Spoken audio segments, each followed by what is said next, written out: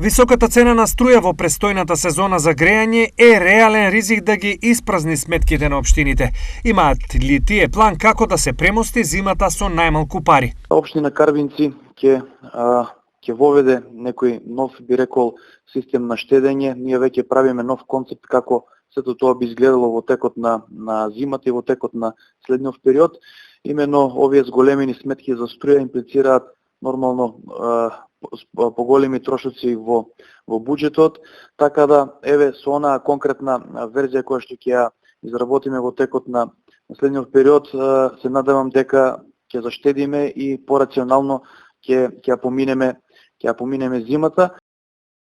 Секако дека работиме на тој план, веќе сме во тек и мислам дека за престојната година ќе бидеме спремни на тоа поле. Во Македонска каменица централното осветлување е веќе со штедливи сијалици, така да поголемиот дел од во институциите се користат тие штедливи сијалици и ќе водиме грижа исто така и за другото трошење на струја. Освен општинските простории, многу важен е режимот на грејење и на училиштата, каде децата не смеат да бидат оставени на ризик. Како да се заштеди и тук? Сите институции под локална самоуправа, вклучувајќи ги и училиштата, според мене лично, треба да се насочат на рационално користење на електричната енергија, затоа што ова е еден од поголемите трошоци кои што ги имаме на месечно ниво, но дефинитивно има други основи за штедење, не само електричната енергија, многу трошоци кои што треба да се скратат.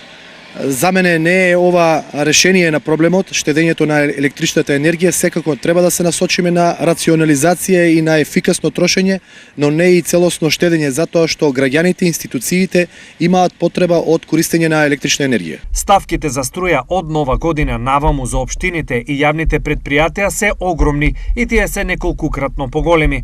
Примарната цел сега на општините е јавните претпријатија да се заштедат проценти кои ќе обезбедат пристојни услови за работа.